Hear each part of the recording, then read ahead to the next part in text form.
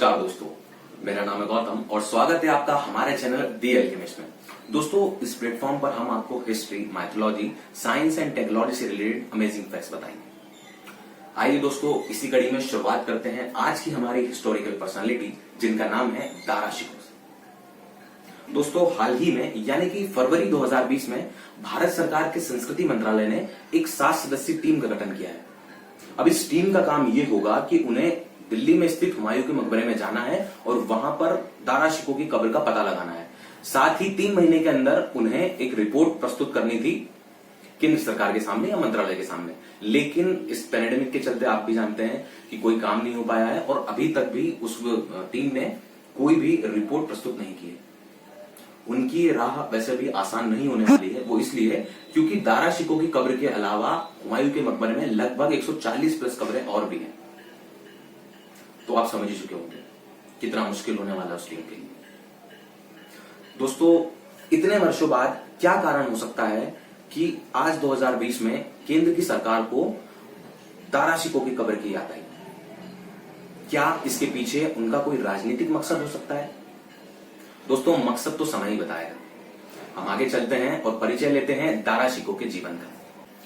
दोस्तों, ये कहानी है एक ऐसे राजकुमार की जो कभी मुगल काल की गद्दी पर विराजमान नहीं हो सका, जो शायद अगर मुगल काल की गद्दी पर विराजमान होता तो आज के हिंदुस्तान में या फिर कहें भारतीय इतिहास में मुगल काल का एक अलग ही ओहदा होता। औरंगजेब, जो कि मुगल काल का सबसे क्रूर और कट्टर शासक माना जाता है, शायद कभी मुगल काल की गद्दी पर बैठ ही नहीं पाता।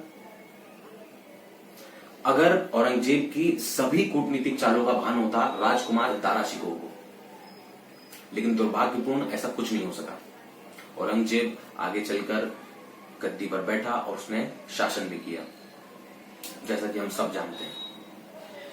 राजकुमार दारा शिकोह एक उच्च कोटि के लेखक और विद्वान, साथ ही अपने पिता यानी कि बादशाह शाहजहां के सबसे बड़े और प्रिय पुत्र होने के बावजूद कभी गद्दी पर नहीं बैठ सके। इसके अलावा वो उत्तराधिकारित्व पर हक भी रखते थे। इतिहासकार लेनपुल ने तो उन्हें लघु अकबर तक की संज्ञा दी। इतनी सारी चीजें होने के बावजूद भी ऐसा क्या कारण था दोस्तों कि राजकुमार दारा शिकोह ना तो गद्दी बचा पाए और ना ही अपनी जान? जानते हैं आगे। दोस्तों, तारीख थी 20 मार्च 1615। मुगल बादशाह शाहजहां के महल में एक पुत्र का जन्म होता है जिसका नाम आगे चलकर रखा जाता है दारा शिकोह। दारा शिकोह की मां का नाम अर्जुमंद बानो बेगम था, वही अर्जुमंद बानो बेगम जिसे हम मुमताज महल के नाम से भी जानते हैं। दोस्तों, दारा अपने भाइयों में सबसे बड़े थे। उनके भाइयों के नाम शाह शुजा, औरंगजेब और मुराद बख्श थे। इसके अलावा उनकी 3 बहनें भी थी जिनका नाम रोशन आरा, गोहन आरा और जहान आरा था। दोस्तों, बचपन से ही दारा शिकोह धार्मिक रूप से बड़े ही स्वतंत्र विचार के थे। वे अपने परदादा अकबर की तरह ही पूर्णतः सहिष्णु थे। दारा अपना पूरा समय सूफी संतों से मुलाकात और धर्म चर्चा में ही व्यतीत कर दिया करते थे। दोस्तों, समय आगे बढ़ता है। 1633 का समय आता है। दारा शिकोह को जब बादशाह शाहजहां ने युवराज घोषित कर दिया। दारा को 60,000 का मनसब और शाह बुलंद इकबाल की उपाधि भी दी जाती है। यही समय था जब औरंगजेब की नजरों में दारा शिकोह के लिए द्वेष की भावना और भी बढ़ जाती है। दोस्तों, सिर्फ एक ही कारण नहीं था जिससे औरंगजेब दारा से नफरत करता था। पहला और प्रमुख कारण तो ये था कि स्वयं शाहजहां दारा से अत्यधिक प्रेम करते थे।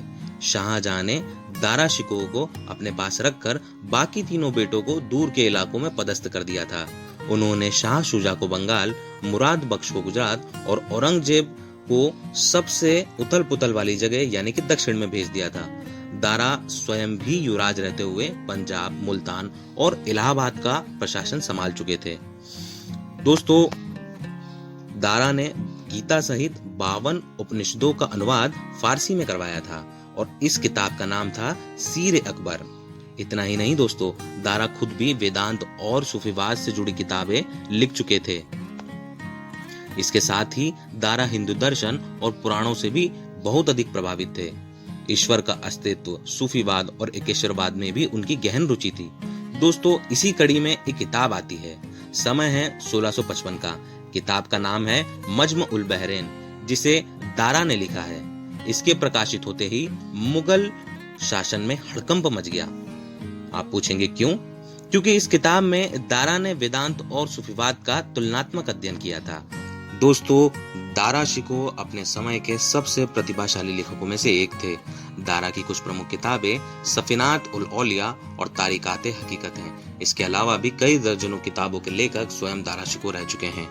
दोस्तों शाहजहां मानते थे कि ख्वाजा मोइनुद्दीन चिश्ती की रहमत से ही दारा का जन्म हुआ है और यही वजह थी कि दारा की सूफीवाद में विशेष रुचि थी। एक राजकुमार होकर भी दारा बहुत ही साधारण जीवन व्यतीत किया करते थे, लेकिन इतिहास को कहां यह मंजूर था कि एक उदारवादी शासक मुगल साम्राज्य की गद्दी पर बैठे। तारीख आती है 8 सितंबर 1657। शाहजहां अचानक बीमार पड़ जाते हैं और इस स्थिति में भी नहीं रहते कि झरों का दर्शन दे सके। शाहजहां ने दारा को अपना उत्तराधिकारी घोषित कर दिया और सभी पदाधिकारियों को यह आदेश दिए कि वे दारा का हुक्म माने। दोस्तों दारा को इतना समझ आ चुका था कि पिता शाहजहां का अंतिम समय आ गया है। अपनी स्थिति को मजबूत करने में वे लग गए, क्योंकि वे जानते थे कि मुगलों में उत्तराधिकारी के कोई नियम नहीं होते हैं।